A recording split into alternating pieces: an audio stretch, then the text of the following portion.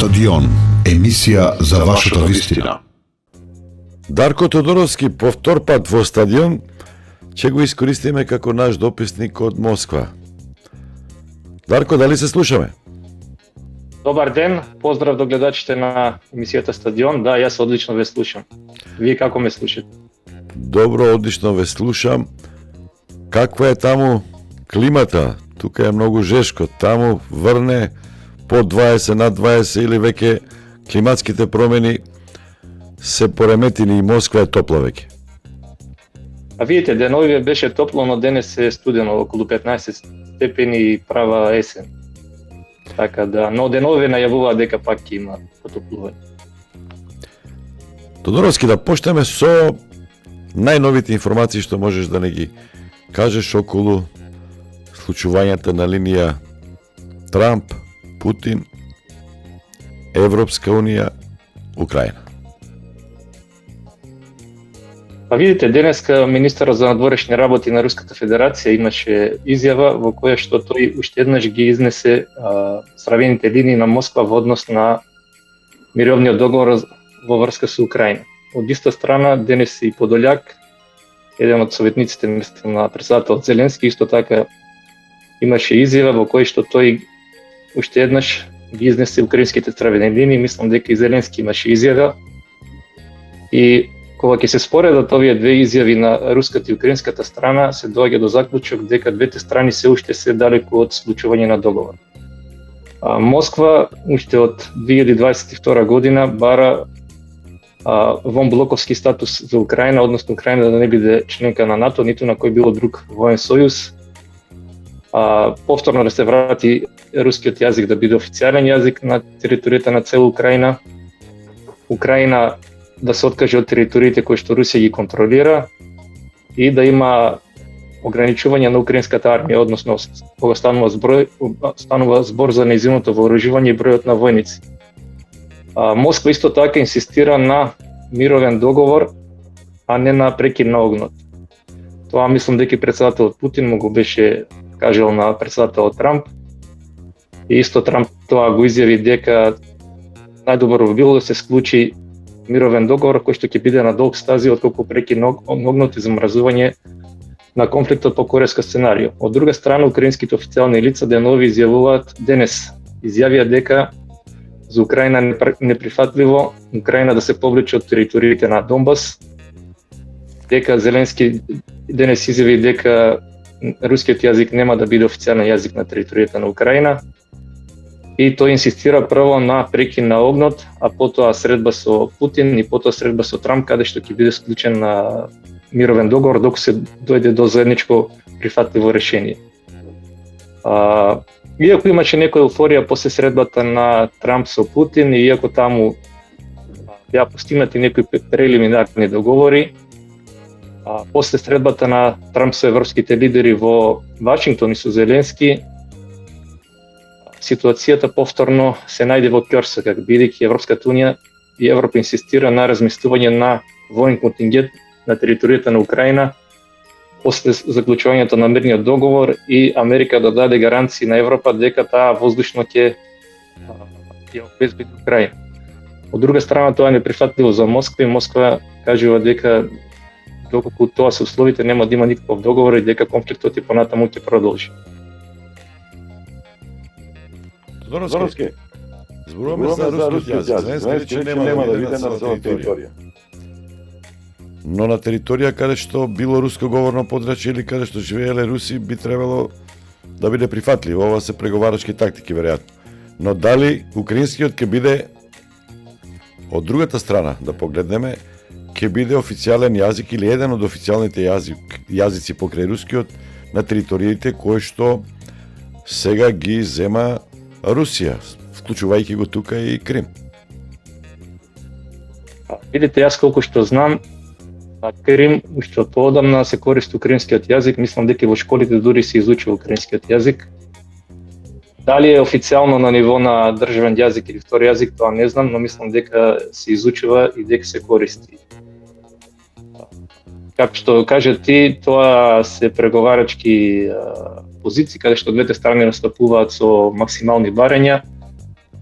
во надеж дека ќе дојдат до некој компромис кој што ќе биде прифатлив за двете страни, но мислам дека уште позициите се далеку од склучување на договор, бидејќи, како што јас си напишав на Facebook, ниту една од двете страни не е блиску до целосен воен триумф, иако Русија во моментов има стратешка иницијатива на линијата на фронтот и напредува пред се во Донбас. И од ден на ден, тоа и самиот Трамп го изјави, тој му предочи на Зеленски, дека позициите на Украина стануваат се полоши и полоши, и дека во иднина условите на Русија ќе бидат уште пожестоки, и дека Америка не може вечно да ја поддржува Украина и да вооружува, и дека за Америка сега приоритет е Индо-Пацификот, односно стратешкиот судар со Кина на глобално ниво.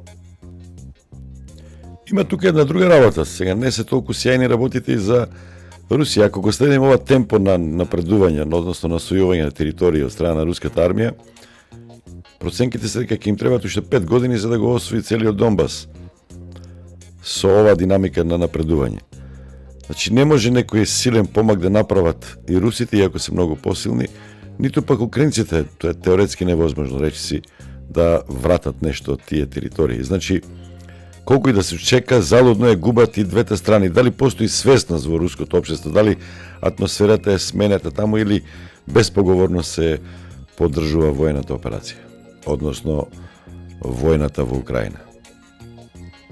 Па видите, јас уште крајот на 2022 година, почетокот на 2023 година изјавив дека овој конфликт влезе во ќорсокак, како што се вели ровска војна, и дека не гледам изгледи дека ниту една од двете страни може да изврши големи стратешки операции, како во Втората светска војна со пробив на фронтот, каде што излезе на оперативен простор и да може да го принуди непријателот на капитулација.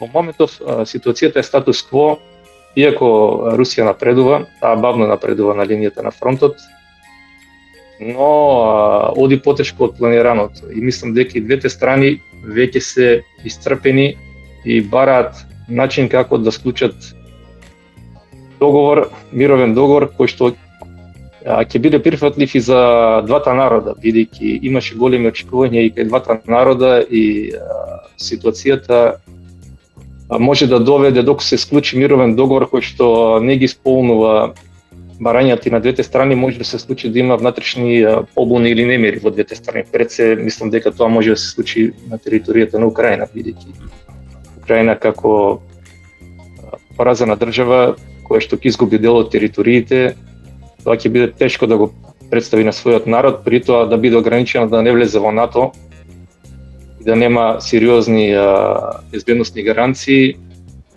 и тоа би бил порас на целата украинска политика, посебно после 2014 година, каде што приоритет беше влегувањето во НАТО и добивањето на безбедносни гаранции. Толку безбедносните гаранции е доста интересно. Што би прифатиле русите? Кина да биде вклучена, русите да дадат некакви гаранции? Дали е прифатливо тоа што го предлага Мелонина? НАТО Лайт, со членот 5? Не, мислам дека за Русија тоа не е прифатливо. Лавров денес изјави дека прифатливо за Русија е тоа што било преговарано во Истанбул 2022 година, односно неколку држави светски сили да бидат гаранти за Украина, меѓу кои и САД, мислам дека Германија, Франција, Кина и Руската Федерација. Русија, тоа и Лавров го изјави Путин, дека за Русија не е прифатливо да има европски воени контингенти на територијата на Украина. Било копнени, било воздушни, било поморски, бидејќи по самиот Путин и по самата Русија тоа беше една од причините за почнување на овој конфликт, односно желбата на Украина да влезе во НАТО и на тој начин војни бази на НАТО да се најдат на територијата на Украина. Но во преговорите се е можно, зависи како ќе се влезе пристапот на двете страни и какво ќе биде улогата на САД, на Трамп, бидејќи Трамп вели дека САД не е страна која што е учесник во овој конфликт, туку дека е само посредник, но тоа не е така. И зависи колку Трамп, САД ќе сакаат да извршат притисок пред се и на Украина, бидејќи реално САД имаат ограничени можности да извршат притисок врз Руската Федерација, бидејќи Русија под огромен број на санкции. Мислам дека се работи за илјадници санкции, повеќе од 20 или 30 илјади санкции. Еве гледаме дека Индија и покрај тоа што Трамп воведе царини, Индија го намали купувањето на руска нафта, но сепак не се откажува од купувањето на руска нафта. Кина категорично изјави дека нема да прекине да купува нафта од Русија и дека во последните неколку денови Кина го зголемува увозот на нафта од Русија, односно нафтата која што претходно одеше за Индија сега оди за Кина, така да. Да, меѓутоа може да се земе предвид економскиот аспект, рецесијата која што се најавува, во која што влегува Русија. Домашното јавно мислење или е тоа строго контролирано и не може да му засмета или да му пречи на Путин и неговата политика? Видите, околу домашното мислење има дел од јавноста кој што е за мирен договор, но и голем дел од јавноста имаше големи очекувања од специјална војна операција. И мислам дека ќе биде тешко и за двете страни, и за Украина и за Русија, како ќе го представат овој мировен договор доколку се случи на своите народи и како ќе реагираат на тоа, бидејќи може да се случи да има внатрешни немири пред се во Украина. Тоа и западни извори го кажуваат дека доколку Украина ги прифати сите руски барања, а не добие некои сериозни безбедности гаранции, веројатно голема е веројатноста да се случат внатрешни немири на територијата на Украина. Колка војска би прифатила Русија? Сега се украинците некаде околу 900.000 до милион. Дали 100.000 е прифатливо? Порано бараа 50-60.000. Или тоа е работа на договор, на преговори? Видите, не е битен на толку составот на дали ќе биде 50 или 100.000, битно ограничувањето на оружје, со какво оружје таа армија може да располага. Дали може да располага со оружје со долг дострел, со борбени авиони, со други системи кои што можат, како што Русија кажува, да ја загрозат безбедноста на Русија. Но Украина категорички се откажува од тоа. Европската унија исто се откажува од тоа, Украина да биде ограничена кога станува збор за бројот на војници и за вооружување. И тоа е една од точките околу кои што се кршат копјата во овие преговори. Мислам дека ќе биде тешко. Многу ми очекуваат дека овие преговори брзо ќе вродат со плод, но историјата, посебно по новата историја, американците 2,5 години преговараа со Виетнам, Северен Виетнам, за склучување на мировен договор. Со талибанците во Афганистан мислам дека повеќе од 10 години преговараа. Така да не знам, ќе видиме. Зависи како ќе се одвиваат ситуацијата на терен, бидејќи покрај тоа што има некои преговори кои што се водат, војната продолжува со свој интензитет. Двете страни користат различна палета на оружје за постигнување на своите цели. Да, има нови информации, нека жестоко пукаат и од едната и од другата страна, па се повеќе цивили страдаат. Кои се новите информации со Покровск, што се случува? Има ли некој напредок таму или после часов јар замрзнат да работи? Па, колку што можам да следам на картиве што ги објавуваат и двете страни, руската армија има минимален напредок во однос на Покровск.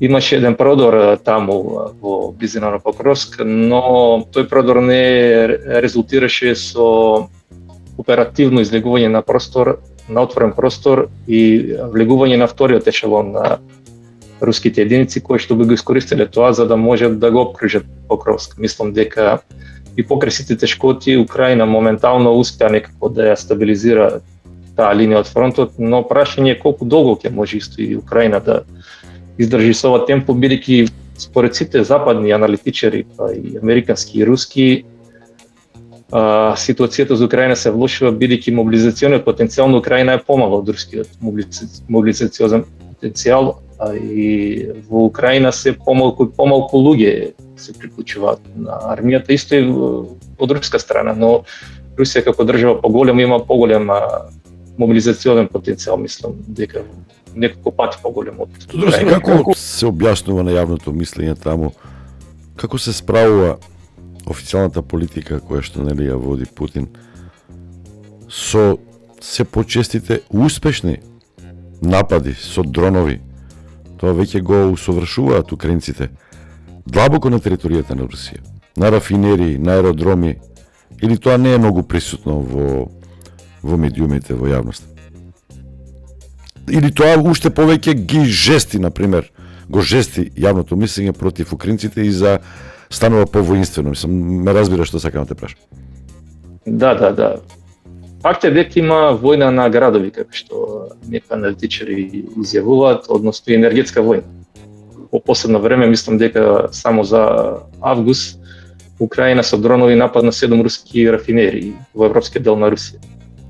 Од друга страна, Русија исто така нападна, мислам дека 4 или 5 нафтени објекти и рафинерии на територијата на Украина, една која што е поврзана со Азербејџан, дури гасовод или нафтовод кој што е поврзан со Азербејџан. Денес или синоќа, мислам дека после подолго време имаше жестоки руски воздушни ракетни напади врз територијата на Украина, кои што цел беа покрај енергетски и индустријски објекти беа. И двете страни користат огромен број на дронови. И тоа веќе станува збор за стотици дронови кои што дневно се користат од двете страни, претежно тоа ноќно време се користат тие дронови. И сега и двете страни имаат војна цензура и за забрането објавување на видеа и други слики од резултати од тие напади, така да од една страна тешко е да се суди за тоа, бидејќи двете страни објавуваат за загубите на Москва не е поштеден, па дури Санкт Петербург. Во Москва, мислам дека околината на Москва има во Подмосковје што е. Санкт Петербург има таму, мислам дека има нафтен терминал голем, каде што руски танкери се полнат со нафта, се танкираат и мислам дека тој беше цел на неколку напади со дронови од страна на Украина. Тодороски, кои се подетални информации во врска со средбата со Трамп и во врска со тоа што се случуваше после средбата на Трамп со Зеленски, со европските лидери? Има ли некои подетални информации или тука се скромни, сиромашни деталите во руската јавност? Што конкретно разговарале Трамп и Путин? Дали само за Украина или веројатно има некои одредени концесии во врска со ретките руди, со минералите, со ресурсите? Еве излезе некоја информација дека Ексон се враќаат акциите. Некои такви детали, дали има повеќе што не ги знае по широката јавност во Европа, во Македонија? Да, Путин потпиша со кој што му дозволува на Ексон да се врати на Сахалин, на проектот Сахалин, кој што е огромен нафтен проект, и му дозволува на Ексон да технологии западни да повторно да увезува на територијата на Руската Федерација. Факт е дека има разговарано и за Арктикот, односно заедничко користење и искористување на Арктикот, да не дојде до милитаризација на Арктикот. Разговарано е пред се и за европската стратешка безбедност. Мислам дека дури неверојатно можеби е разговарано и за околу Иран, ситуацијата околу Иран. Од руска страна има информации дека има разговарано за различни економски проекти, укинување на дел од санкциите, пред се за набавка на патнички авиони, Русија да набави патнички авиони делови, но руски извори брифираат дека Путин јасно ставил до знање без склучување на конкретен комплексен мировен договор за Украина невозможно е да има пробив на другите фронтови. Кај нас малку се дискутира на таа тема, исто е и на договорот за нуклеарно стратешко вооружување START 3, кој што во 2026 година веќе му завршува времетраењето, и доколку тој договор не се продолжи во блиска иднина, бидејќи тие договори обично се спремаат долго време, неверојатно ќе следи повторна милитаризација веќе во нуклеарното вооружување, односно двете страни. А и Кина гледаме дека денови излезе информации дека Кина забрзано произведува нуклеарни боеви глави. И двете страни можат да пристапат кон зголема на производство на нуклеарно оружје. Интересно е дека, за разлика од претходните преговори кои што во минатото се водеа помеѓу Русија и Западот, во овие преговори имаше малку протекување на дипломатски извори или информации околу самиот тек на преговорите. Имаше многу спинување или лажни вести во врска со преговорите, но се покажа дека и покрај тоа постои некое разбирање помеѓу Путин и Трамп и како тие гледаат на завршување на конфликтот. Но од друга страна проблем е тоа што Европската унија и Украина имаат друг поглед на тоа како треба да заврши конфликтот во Украина.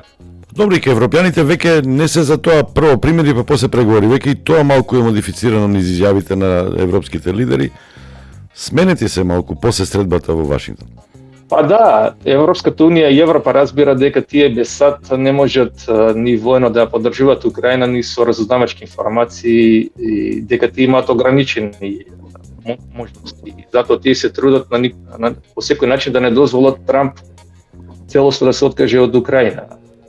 Бидејќи мислам дека дури и Трамп му рече на Зеленски дека доколку тој не прифати тоа што му се нуди, постои можност Америка потполно да се откаже од помошта за Украина, и тоа би представувало голем проблем и за Европа и за Украина. Затоа мислам дека веќе Европа и самиот Зеленски го смени пристапот и веќе е согласен на некои отстапки.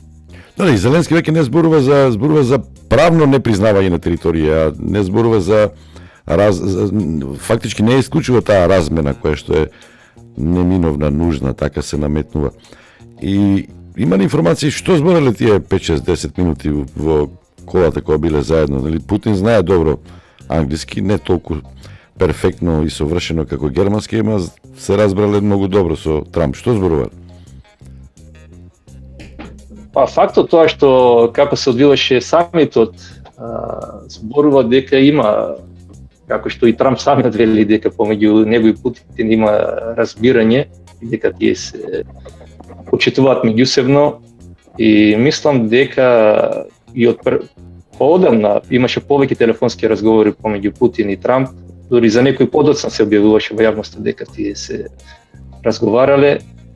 Мислам дека и двата се согласни дека мора да се стави крај на овој конфликт, и мислам дека Трамп се повеќе и повеќе и разбира барањата на Русија, и тоа изјави дека ова со барањето Украина да не влезе во НАТО не е од времето на Путин, дека тоа е поодамно, уште после распадот на Советскиот сојуз. Мислам дека најважно според мене, според некои извори, главно барање на Русија и на Путин до Трамп било тоа Украина по никоја цена да не влезе во НАТО и да нема никакви копнени или воздушни сили на Европа или на НАТО на територијата на Украина после мировните преговори. Дали е можно, или тоа ќе биде крајното решение, кипарско сценарио? Крим веќе никој не го доведе во прашање, околу Донбас, кипарско сценарио. Турците се тука, таму се грците, односно грчките кипрани, една држава, меѓутоа поделена. И ќе течат долги преговори, ќе помина 20-30 години. Останува ли опција таа 50 години или 99 години замрзнување, што беше како предлог? Мислам дека за Русија во моментов е неприфатлива таква опција, бидејќи Русија инсистира на мировен договор со потпишување на документи, каде што Украина јасно и недвосмислено ќе потпише дека се откажува од тие територии. Сега за Украина тоа е неприфатливо од друга страна, но додека траат преговорите, војната продолжува, и доколку мислам дека доколку во наредниот период руската армија оствари некој голем успех на територијата на Донбас, тогаш може би притисокот од страна на САД кон Украина ќе биде последен и Украина ќе биде приморана да прифати тоа што Трамп и Путин се договориле, и самиот Трамп изјави дека Украина мора да се повлече од Донбас, дека во Запорожската и Херсонската област линијата на фронтот ќе биде замрзната како што е во моментов, но дека едно од барањата на Путин е повлекување од територијата на Донбас. Целосно повлекување остануваат уште градовите Покровск, Славјански, Краматорск и тие се битни бидејќи од таму иде водоснабдувањето на Донецк со вода и Донбас. И Донецк и Донбас, овој што е под контрола на Русија, со години има проблем со водоснабдувањето поради тоа што немаат целосна контрола над областа Донбас, односно над градовите Славјански и Краматорск, од каде што иде водата за регионот. Да, не издржа украинците курс, да го држа, ќе имаше поголема можност за пазари, односно за трговија, колку и да градозвучи тоа на територии. Со ова да завршиме, Русија и Америка генерално историски не биле никогаш толку непријателски, веќе секогаш воено, политички се помагале, ако ја исклучиме студената војна како еден период на гап, така да кажам. Дури во Сан Франциско флота е испратена, граѓанската војна која се бранеле од британците, војната за независност. Па американците испраќале 40.000 војници кога настапувал Ленин за да го одбранат системот за да навлезат комунистите. Па и од јапонците исто така американците им помогнале на русите да се одбранат или да не дозволат некој поголем продар. И јајарска интересна приказка, таа е дадена за да се спречи британците да ја нападнат и да ја освојат. Дали за тоа се дискутираше во Русија? Видите, и за време на посетата Путин таму посети храм и каде што се погребани советски војници кои што учествувале во мисијата што била за Ленд-лиз помош од страна на САД кон Советскиот сојуз во Втората светска војна. Аљаска до ден денешен има руски топоними, руски места, има дел од руската култура таму уште. Тоа што и вие го спомнавте, факт е дека во историјата, во голем дел од историјата Русија и Америка меѓусебно се помагале, наоѓале точки на компромис и кои што се за доброто на двете страни, докато се исклучи студената војна, но и во студената војна најголем дел постоеле некои граници, црвени линии, а и црвен телефон помеѓу двата председатели кои што комуницирале. И на тој начин мислам дека дури и тогаш во време на студената војна односите не биле на толку ниско ниво колку што беа после 2022 година, каде што беа исклучени било какви комуникации, размена на информации. И со доаѓањето на председателот Трамп, тој се труди да врати реалната реалполитик, како што се Западот и во Русија сите тоа го изјавуваат, односно реално гледање на ситуацијата и на работите во светот, какви што се. Трамп не го интересираат многу кој е во право, кој не е во право, бидејќи во меѓународните односи во големата политика тоа никогаш не било на прв план. Секогаш се интересите на двете држави на прв план. И неслучајно Трамп вели дека за Америка Украина не е главен приоритет. Главни приоритети се Тихоокеанскиот. Кина како ќе реагира со тоа да завршиме? Или чека така од страна и затоа што и она е засегната тука. Пред големото доближување на Русија и Америка може да ја налути неа, а она до сега безпоговорно ја поддржуваше. И економски па и војно. Мислам дека Путин или она е вклучена по странични линии некој канал. Путин ќе присуствува на парадата во Пекинг на 3 септември во чест на денот на победата над Јапонија во Втората светска војна. Мислам дека тогаш, како и во февруари 2022 година, ќе има сериозни разговори помеѓу председателите Путин и Си, и мислам дури дека после посетата на Путин на Кина се можни некои поголеми предвижувања околу мировните преговори за Украина. Факт е дека Путин и пред самитот на Аљаска и после комуницираше со кинескиот председател, и мислам дека помеѓу Кина и Русија постои размена на информации, бидејќи Русија во моментов на некој начин е зависна од Народна република Кина, посебно од поставката на електроника, купувањето на руска нафта, газ, поставката на беспилотни летала и други друг вид на таква опрема. Значи до септември да не очекуваме ништо до таа средба, нешто спектакуларно. Кога би се случила средбата Зеленски, таа трилатералка, прво Зеленски Путин, па после Зеленски Путин Трамп. За 2 недели или ќе треба да се чека средбата Путин и Си, па посета? Денес Лавров изјави, а и претходно Путин тоа го имаше изјавено, дека Русија не го признава Зеленски дека тој е легитимен председател. И кога ќе дојде моментот за склучување на мировен договор, Русија ќе бара не Зеленски, туку Врховната Рада на Украина да го потпише договорот, бидејќи таа е законски представен.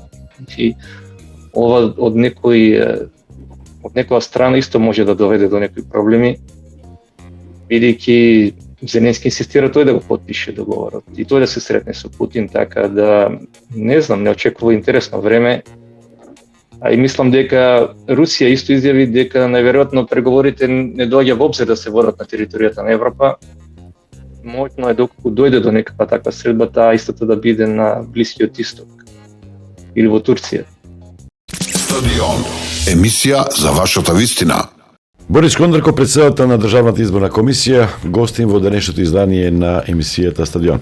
Државната изборна комисија, разбирливо е, распишани се изборите, фокусот, рефлекторите да бидат насочени кон неа. Меѓутоа сега фокусот и рефлекторите се насочени кон Државната изборна комисија за работи кои што се непознати во македонската изборна политичка историја. Распишани се избори, не се реши состојбата, статусот со избирањето на независни, односно кандидирањето на независни кандидати, дали ќе собираат потписи, дали нема да собираат, и ве доведе оваа ситуација вие да пресечете. Имаше 2 обиди во собранието, не успеја да го донесат тој закон, односно измените, не собраа Бадентер. Дали некојаш сте имале вакво искуство? Затоа што вие прво време сте член на Државната изборна комисија, знаете што се случувало. Мислам дека имало, ако зборуваме веќе за чудни ситуации поинакви, имало, меѓутоа тоа парламентот го направил, одложување имало на изборите. 2004 година. 2004. Имаше одложување и кој беше Заев лидер, која 2 пати беа закажувани, па беа одложувани изборите. Сега, конкретно кога ме прашувате, да, историски 2004 година локалните избори беа одложени за 1 година, се одржаа 2005 година. И тоа највисокото законодавно тело во државата е собранието. Собранието одлучува, собранието донесува закони, значи ДИК ништо не одлучува, ништо не пресекува, само го приминува законот. Што се однесува до предизвиците за кои зборувате и примерот кој го дадовте со подписите за група избирачи. Не е ова прв предизвик, навикнати сме ние да ги менаџираме приоритетите и да ги решаваме предизвиците. Кога законите не се јасни, не се точни, не се прецизирани. Па ние како ДИК најголем проблем имаме со изборниот законник и повеќе пати сме го рекле тоа дека потребно е комплетно целосно нов изборен законник.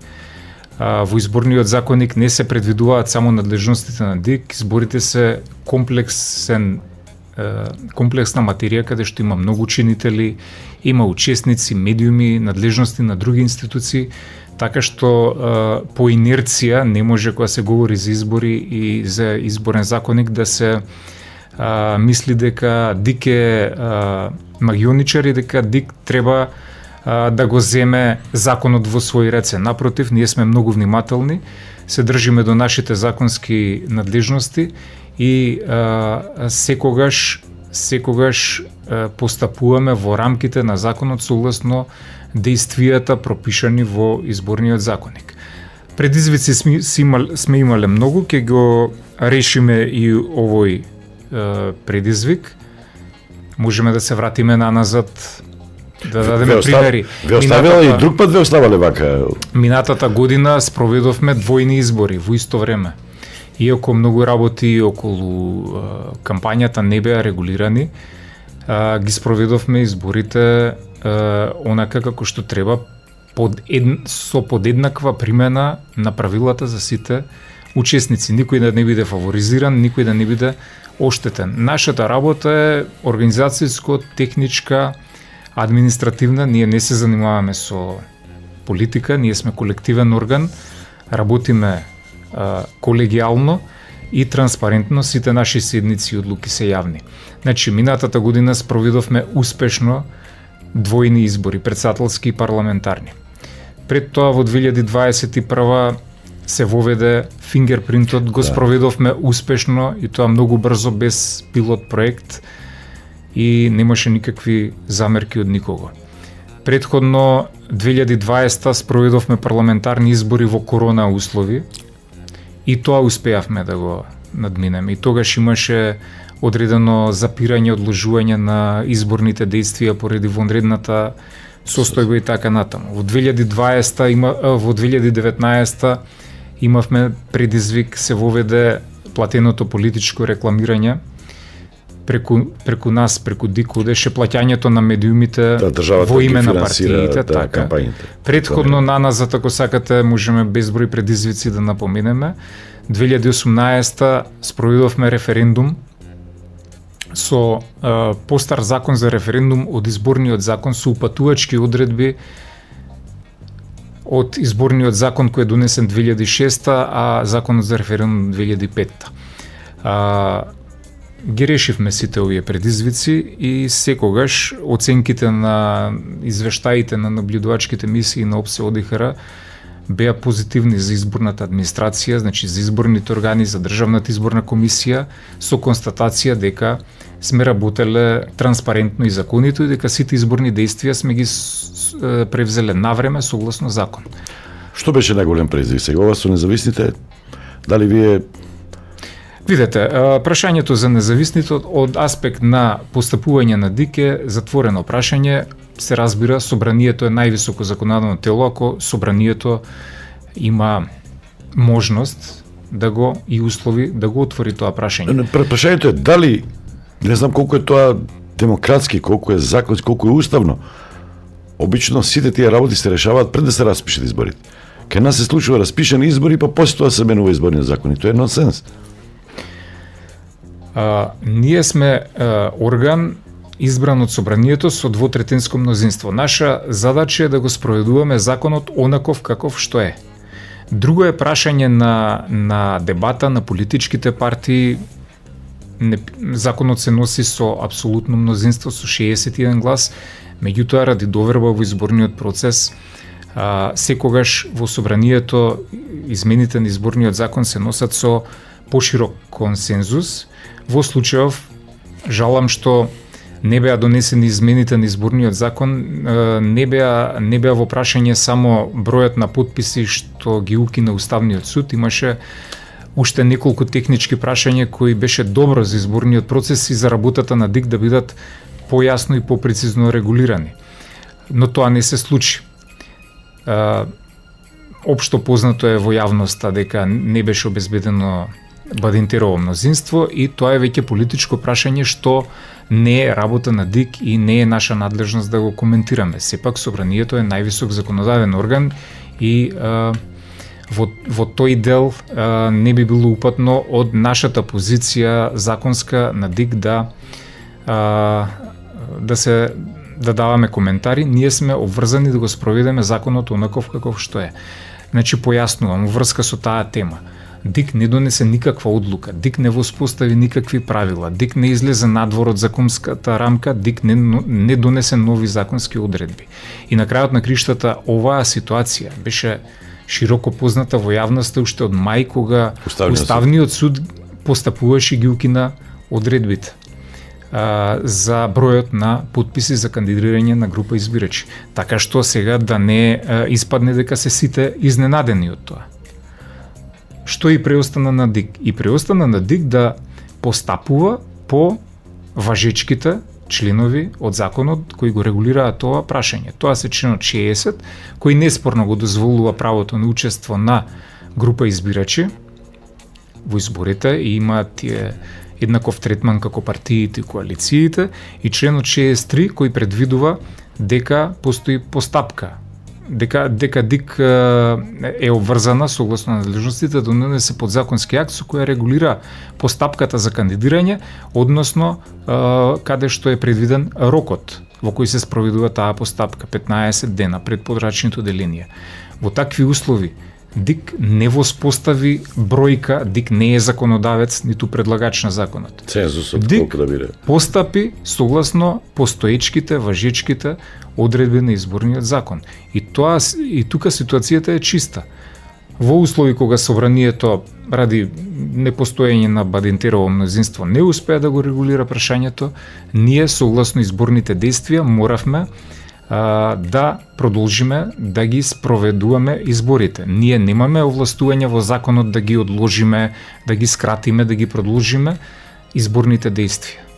Ние донесовме роковник на денот на распишувањето на изборите на 9 август и тоа во изборниот процес е еден вид на устав по кој сите учесници, ДИК, медиумите, сите учесници, другите институции мора да се прдржуваат. Да, парламентот ако сака може да го одложи изборниот процес, изборите.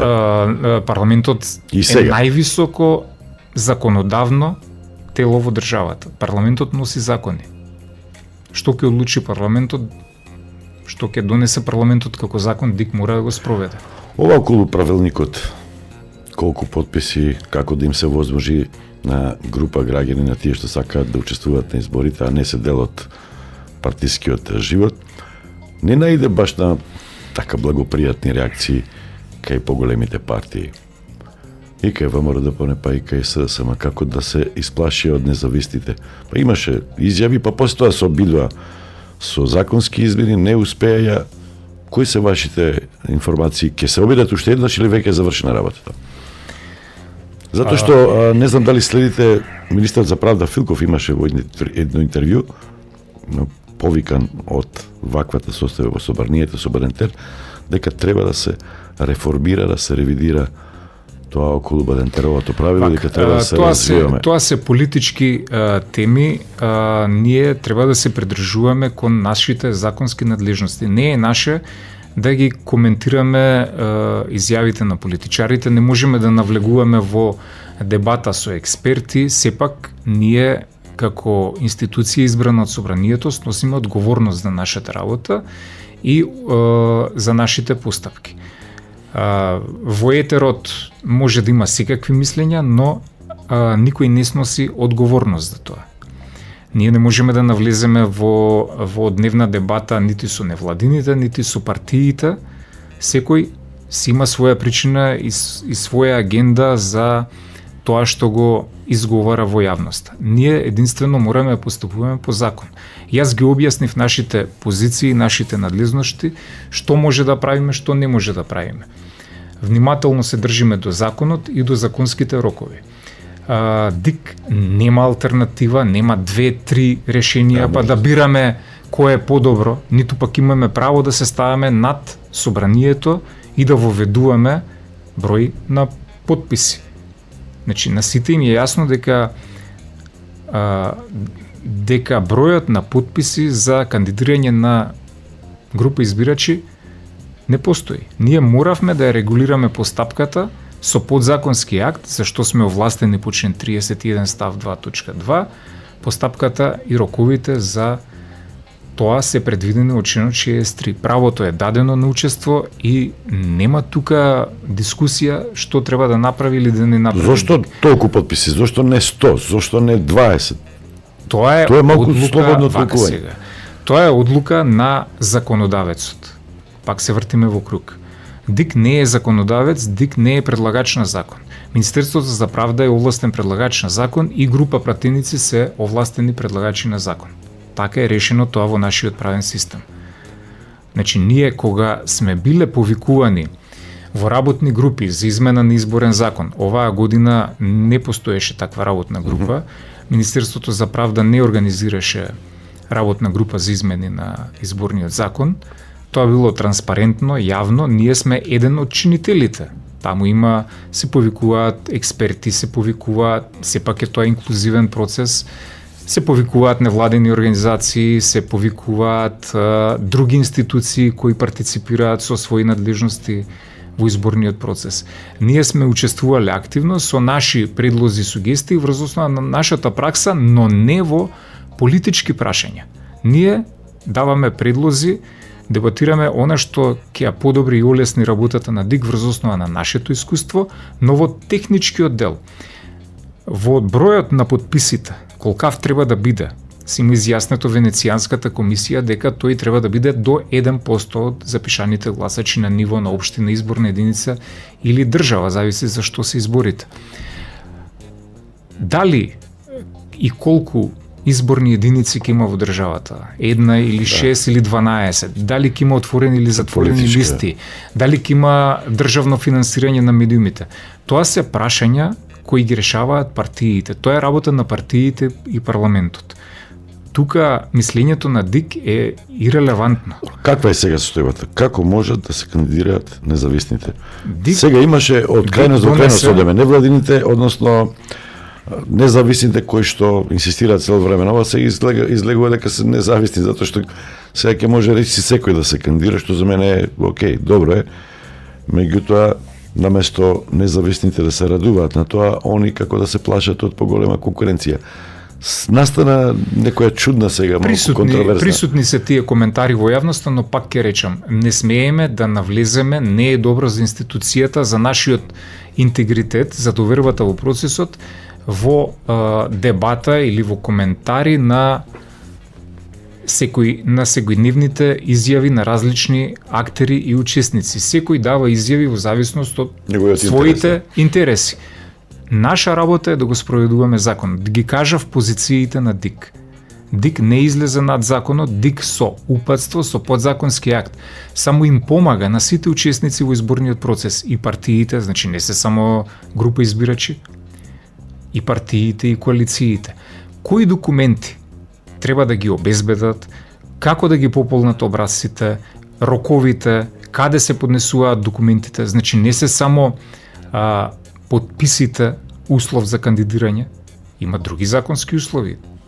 Треба да има кандидатот живеалиште во соодветната општина, да има важечки документ, да има уверение за неосудуваност, да подпишат изјави кои се неотповикливи за прифаќање на кандидатурата, изјави за национална припадност, да извадат даночен број, да се регистрираат во централен регистар, да извадат потврда за наменска трансакцијска сметка во банка.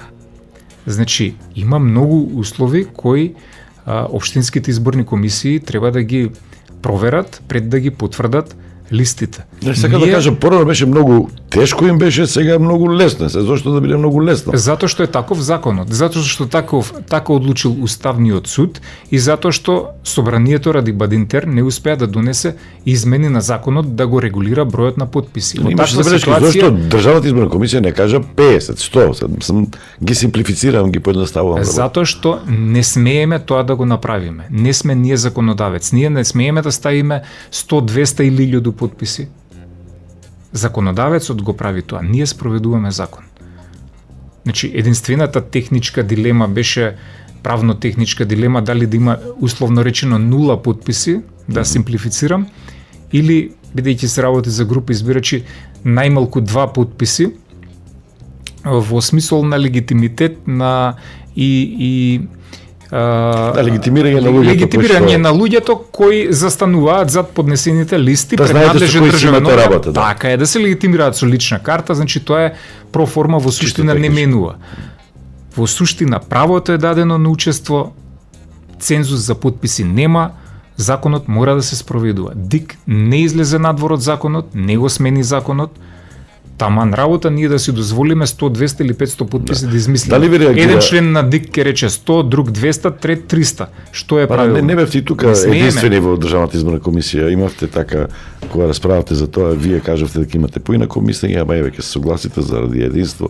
Имаше дебати околу тоа на вашата седница. Мислам дека со Даштевски имавте некои различни. Не, глас, значи да не навлегуваме во детали кои непотребно ќе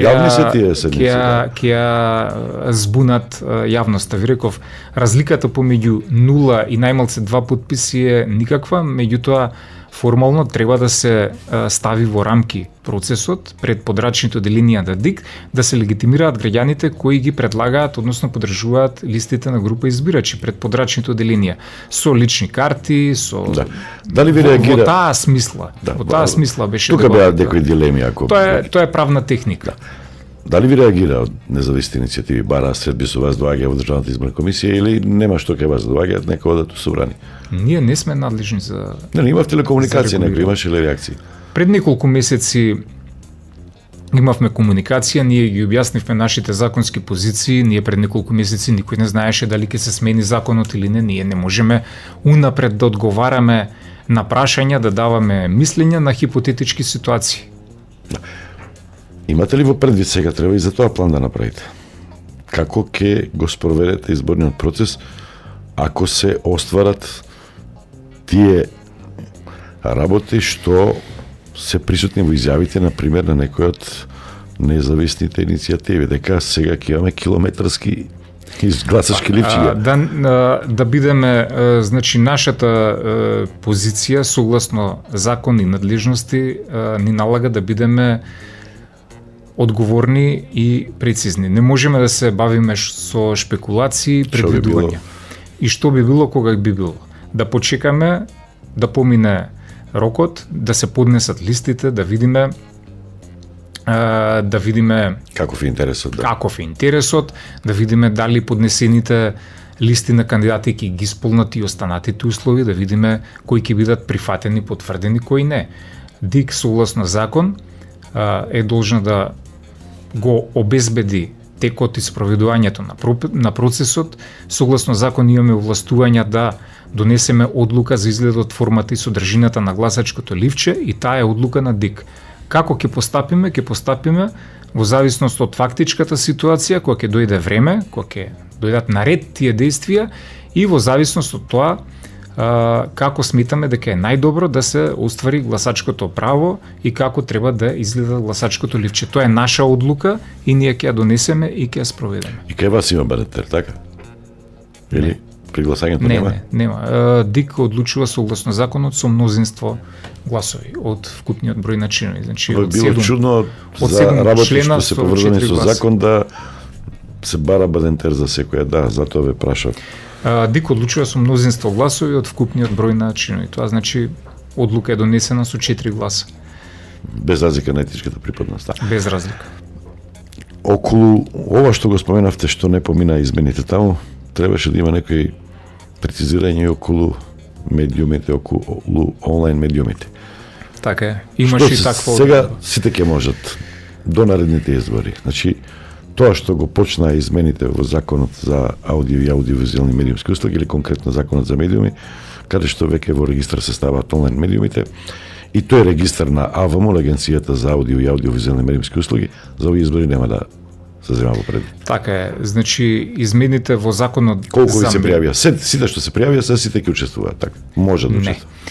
Значи, ние ќе држиме деновиве јавна седница на кој ќе објавиме официјално бројката на пријавени, регистрирани медиуми кои ги исполнили условите, телевизии, радија, печатени медиуми и интернет портали. Ќе објавиме бројката на оние кои не ги исполнуваат условите, има и такви неколку кои ќе бидат одбиени. Се разбира, имаат право на правен лек и може да поднесат тужба до управниот суд. Во законот критериум за регистрација, не навлегувам дали е добар или лош, кажувам дека што е законски критериум за регистрација. И тоа е тековна состојба од централен регистар на соодветниот медиум кој треба да е регистриран во централен регистар на Македонија со соодветни услови кои ги исполнува како правно лице. Тоа е основниот критериум. Таков е законот. Новиот закон за медиуми предвидуваше построги, односно други услови за вработени, да. Така е. Да. И тој закон требаше да се преслика и да се превземат тие одредби во изборниот законник, бидејќи изборниот законник е лек специјали за нас и ние мора да постапуваме по изборниот законник. Бидејќи измените не се донесоа во собранието, ние ќе работиме како и досега на сите избори, откако е воведено платеното политичко рекламирање од 2019. Земате предвид и законот за авторски права, мислам дека агрегатите сега немаат право да учествуваат. Значи, единствено го земаме изборниот законник. Тоа е наш законски основ и не сме имале досега никакви проблеми во врска со тоа. Државниот завод за ревизија спроведува ревизија на тоа после секои избори, така што немало никакви забелешки ни од таа страна во врска со регистрацијата на медиумите. Некој соперништво, не соперништво, него така меѓусебно префрлање на одговорности на ингеренциите се случуваше во изминатите изборни циклуси со Агенцијата за аудио и аудиовизуелни медиумски услуги. Многу работи што можеби личи природно да ги прави агенцијата, вие треба да ги правите околу медиумите. Например, еве сега ќе прочитаме на еден наслов. Директорот на АВМ Трајчевски вели странски портали зеле буџетски пари за изборно рекламирање. Како тоа поминал? Затоа што, видите, он, за да имаме целосна слика, Трајчевски е против државното финансирање на партиското рекламирање за време на избори. Значи, Агенцијата за аудиовизуелни медиумски услуги АВМУ треба да си се држи и да си ги гледа своите надлежности согласно закон. Ние си постапуваме по нашиот закон и си ја гледаме нашата работа. Пред малку ви кажав дека условите законски за регистрација кои се за медиумите да достават валидна тековна состојба од Централен регистар во Македонија, каде што има регистрирана фирма која плаќа, која е регистрирана во Македонија и плаќа даноци во Македонија. Такво е законското решение, такво е и на овие избори, такво било и на претходни избори и не сме имале никакви проблеми со законот, ниту со Државниот завод за ревизија. Значи, не навлегувам да коментирам изјави на други институции кои си имаат своји надлежности.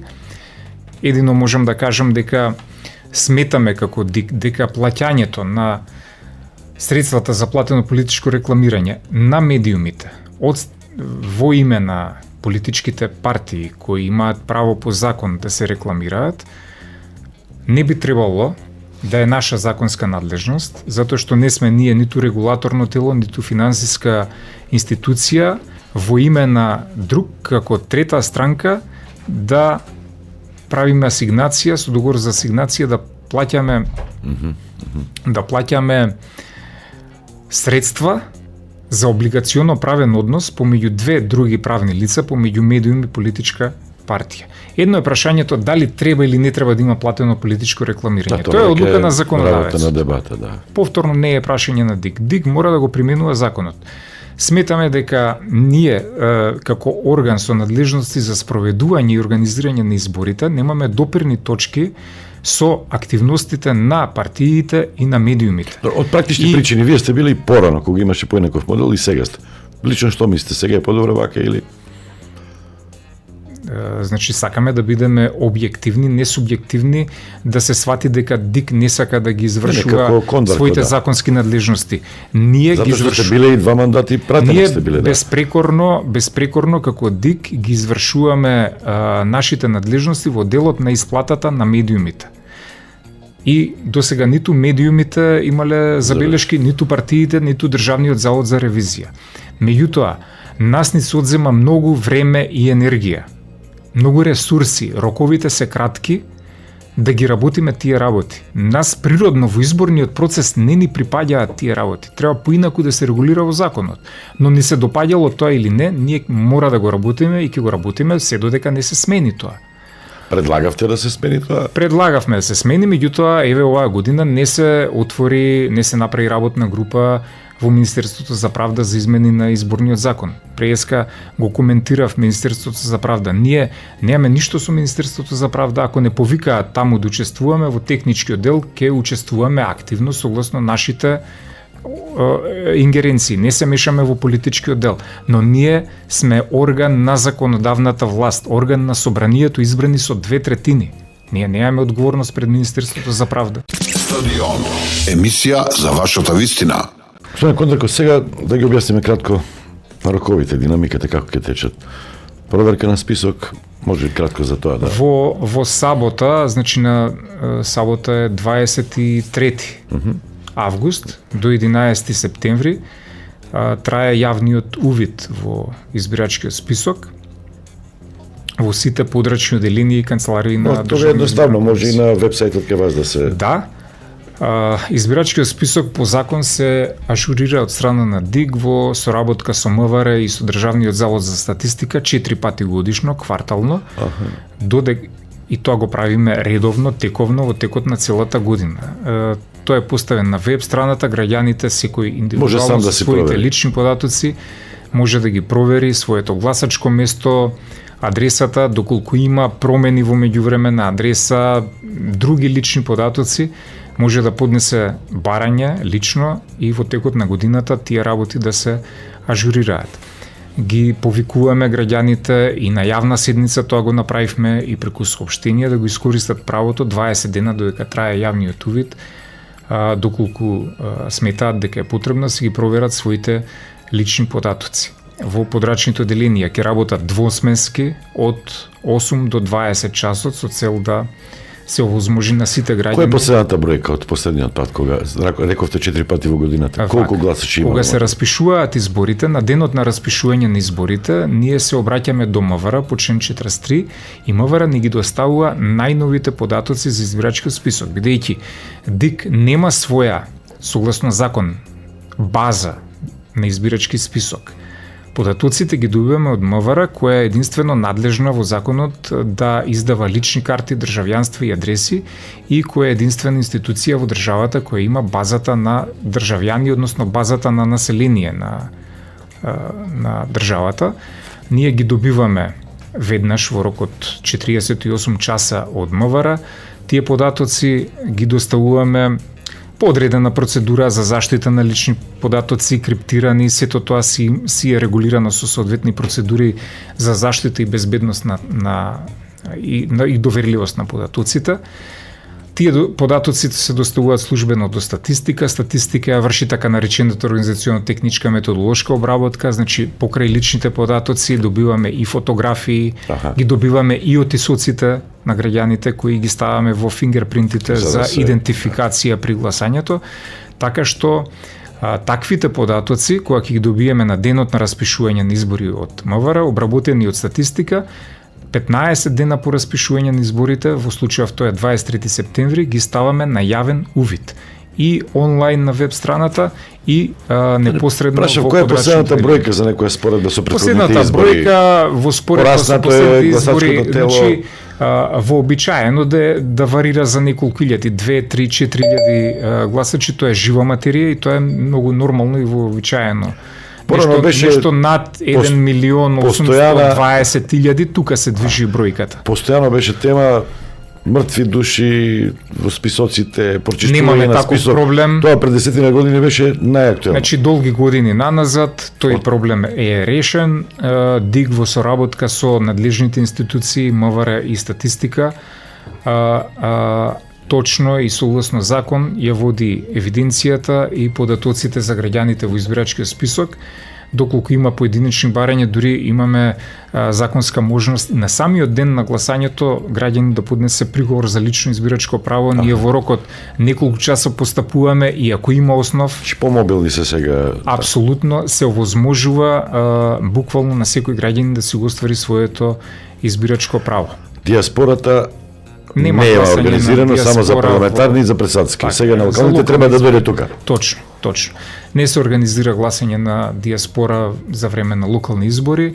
Ако некој граѓанин, тие се запишани во избирачкиот список, ако некој сака да гласа, треба да дојде тука во своето избирачко место во општината каде што гласа. Онлайн дигиталното гласање, како се вели, електронското гласање, тоа е постојано, не знам дека не. Меѓутоа има држави и во регионот кои што го практикуваат тоа. И кај нас е актуелна тема, поготово заради тоа што е комплицирано гласањето во Тоа е процес што веројатно ќе во наредните години можда и ќе се отвори. Тоа е прашање на законска регулатива. Гласање со писма по пошта и тоа го има во Соединените американски држави. Значи има многу опции, прашање на политичка волја, договор и пред се доверба во изборниот процес.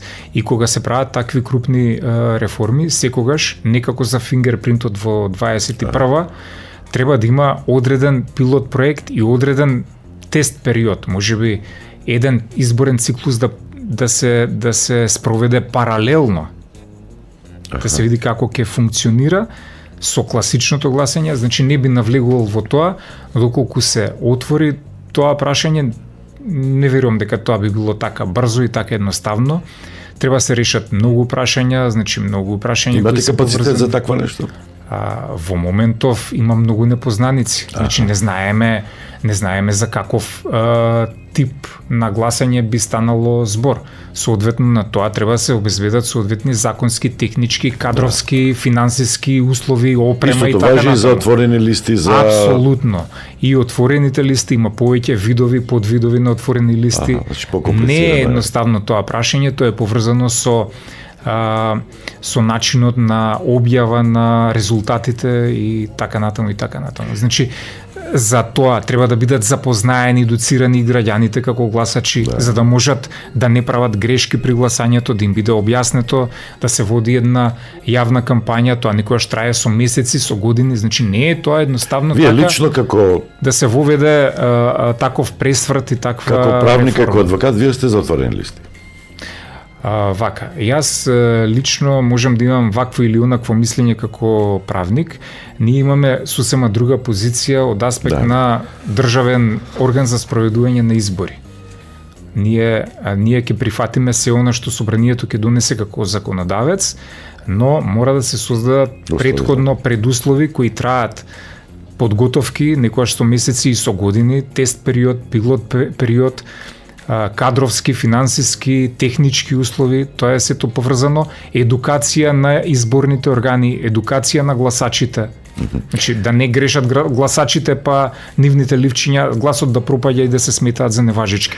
Тоа е еден комплексен процес што треба да трае подолго време, објективно и треба многу внимателно се пристапи, а јавноста, граѓаните треба да имаат и партиите доверба во тоа, за да утре не дојде до оспорување на процесот и до меѓусебни препукувања. Ние досега имаме инфлација, имаме пораст на цените. Дали порасна и цената на изборниот процес? Или тоа друг вие ќе испратите трошковник, на пример, а финанси и парламентот ќе го разделат, тоа е владата, па ќе ви одговарат. Еве, конкретно, прашање, колку повеќе ќе чинат овие избори од ланските избори? Или не може да се спореди, ланските беа дупли? Да, ланските беа дупли избори, некои изборни действија, иако се дупли избори, се превзема заедно, меѓутоа некои изборни действија, иако изборите беа во исто време, коштаа дупло. Например, плаќањето на рекламите на медиумите беше дупло, двојно. Да. Партиите има по 2 евра од добиен глас, по 1 евро дополнително за втор круг на гласање, во случај лани на претседателски избори, така што партиите имаа право, односно медиумите добиваат дупло финансиски средства, посебно за парламентарни, посебно за претседателски избори, иако беа во исто време, затоа што се различен тип на избори и се распишуваат со различен акт од страна на претседателот на собранието. Да, буџет. Така е. И се потрошија дупло пари. Веќе објавивме буџетот вкупен за овие локални избори е негде проектиран и одобрен од страна на Министерство за финансии, мајќи ги сите економски фактори, цени во предвид, негде 9,7 милиони евра, од кои објавивме повеќе од 2/3 или околу 2/3 се наменети за платено политичко рекламирање на партиите, односно за медиумите, додека останатата 1/3 е за сите изборни действија, изборен материјал и сите други трошоци. Немците не се покачени, еве на избирачките одбори поскапо чинат сега, они или истите се ние носиме правилник во врска со тоа, не сме го донеле се уште. Платите се покачени? Ќе процениме во врска со висината на доместуците, колку ќе биде. Сепак сме колективен орган, не можам однапред да кажам, тој правилник ќе го донесеме на јавна седница. Службените возила испадна како тема интересна сега, или употребата на службени ресурси во изборна функција. Што е тука вашата моќ или можност? Или антикорупцијска? Ама антикорупцијска сега во чудна некоја ситуација. Нема председател, има заменик. порано се обраќавте до неа, ви помагаше сега како Вака се сега, ние добро соработуваме со и упатени сме да соработуваме и да комуницираме и со антикорупцијска и со Државниот завод за ревизија и со Министерство за внатрешни и со ЗЕЛС и со обвинителството и така натаму. И должни сме и добро е да комуницираме и да соработуваме. Секогаш односот бил многу коректен и професионален со цел да се правилно информираме секој од аспект на своите надлежности и да предвидиме или да превенираме некои состојби или едноставно да размениме мислење или да се консултираме на стручно ниво. Меѓутоа, секоја од институциите има своји надлежности. За конкретно прашање, често се мешаат термините предвремена кампања, односно употреба или злоупотреба на државни ресурси во функција на кампања.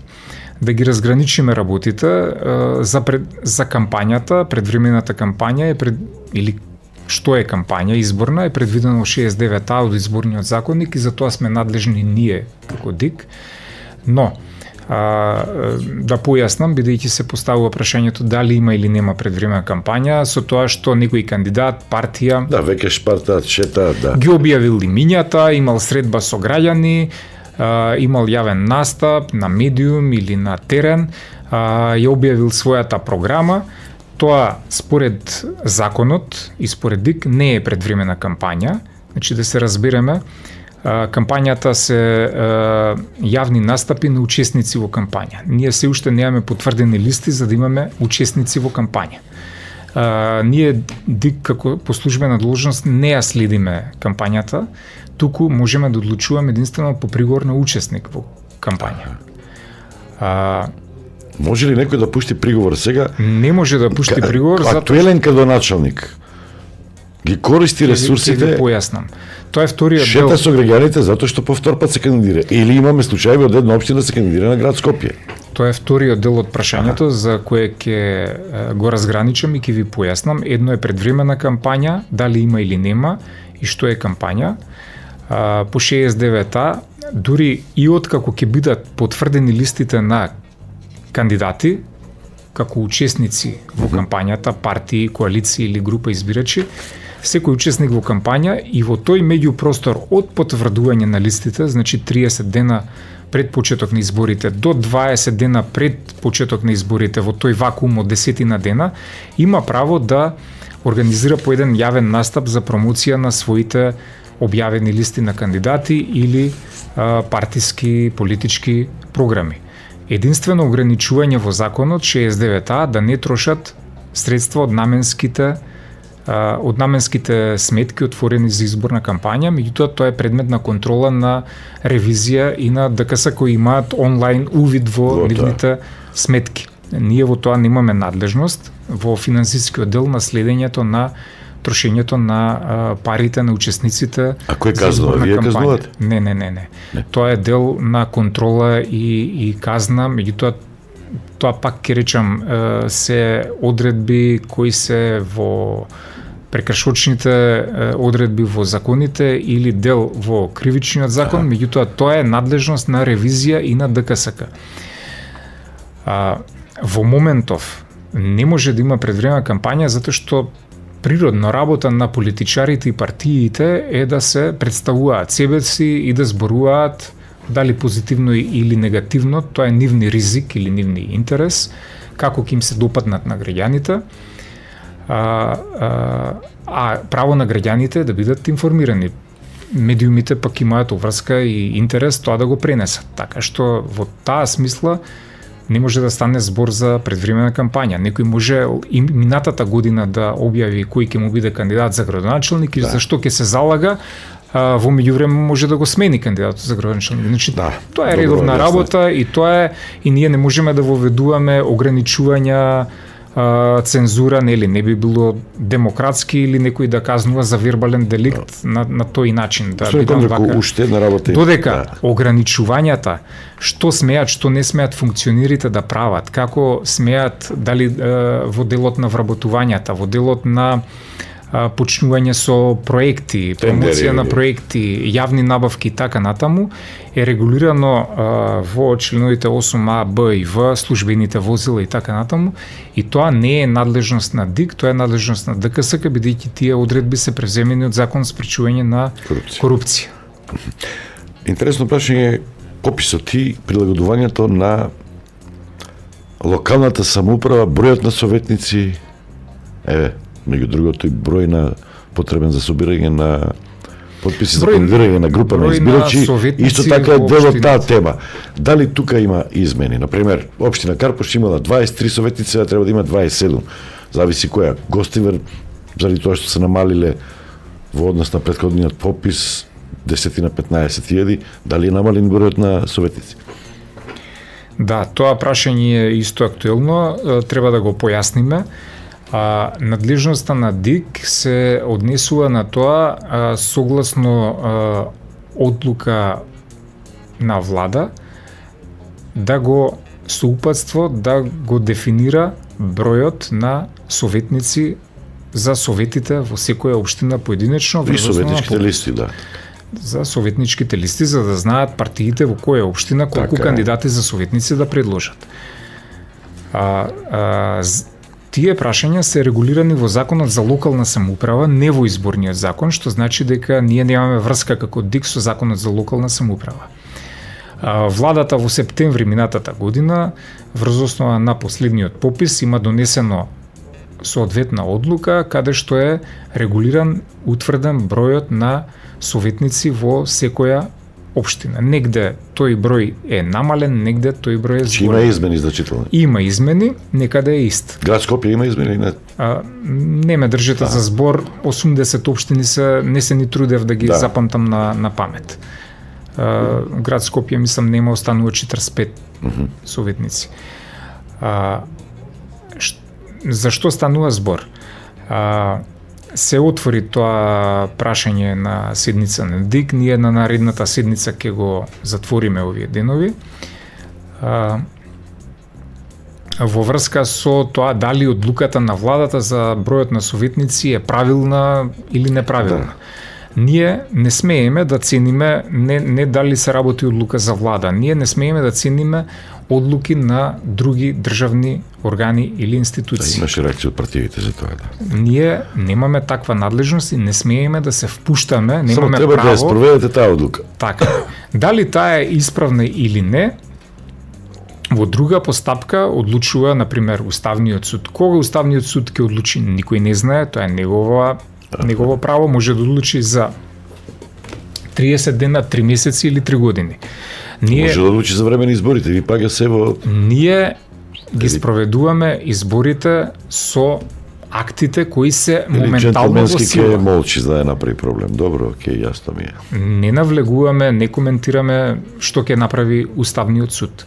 Ние имаме легитимна, важечка, не зборувам дали е законите или незаконите, исправна или неисправна.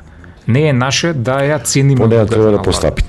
Ние мораме да постапиме и така мора да се спроведе. На крајот на криштата и во минатото, последниот попис кој бил пред 20 на години, воочи локалните избори 2005-та, тогашната влада што била тогаш во 2004-та, исто така донела одлука за утврдување на бројот на советници и изборите во 21 година, последните локални избори се спроведени исто така по одлука на влада од 2004 година, која е донесена според резултатите од пописот од 2002, бидејќи во меѓувреме 19 години немаше попис, имаше 21 попис, така да владата во септември 24 донела одлука за бројот на советници во општините. Безбедносно, дигитално подготвени ли сте или имаше страшни падови, имаше хакерски упади?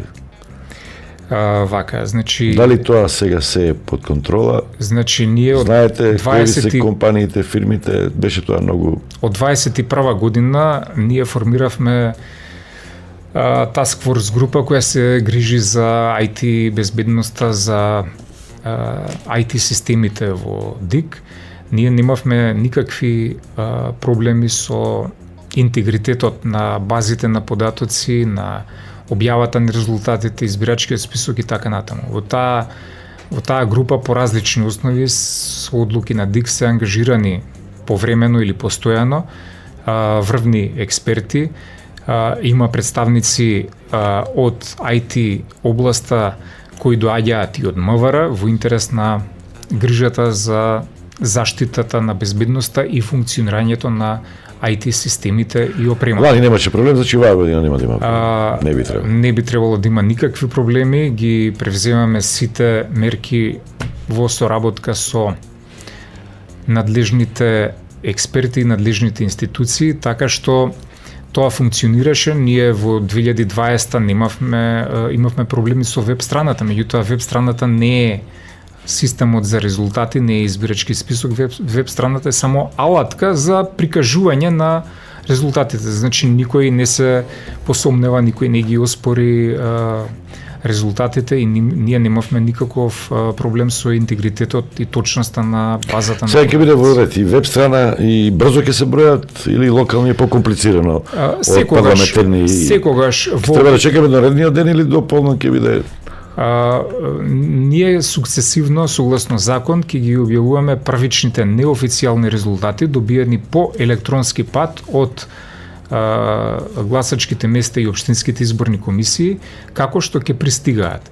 Тоа значи дека во текот на ноќта на денот на изборите се 19 октомври, ние онлайн ќе ги објавуваме резултатите по општини и по избирачки места.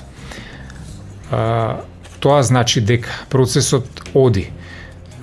Откако завршува процесот на гласање, избирачкиот одбор ги брои гласачките ливчиња, составува записник. Записникот се испраќа во општинска изборна комисија, која за локални избори го утврдува резултатот, додека за парламентарни и претседателски избори само ги сумира резултатите и по електронски систем ни ги препраќа и ние ги објавуваме и тоа ќе оди во живо, сукцесивно.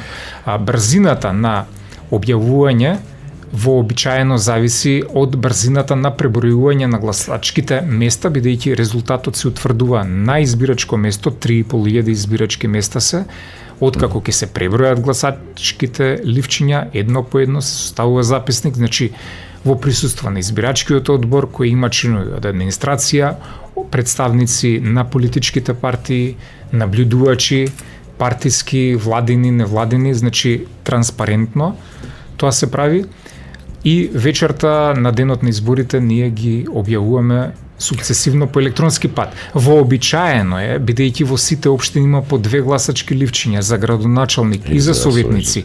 Има 2 вида на броење на резултатите по мнозински и пропорционален систем. Да. Вообичаено е да нема забуни во јавноста, дека тоа објективно е детерминирано и оди малку поспоро. За градот Скопје, бидејќи имаме 10 општини во градот Скопје, имаме 4 гласачки ливчиња. Така што Така што тоа не е ништо невообичаено за локални избори.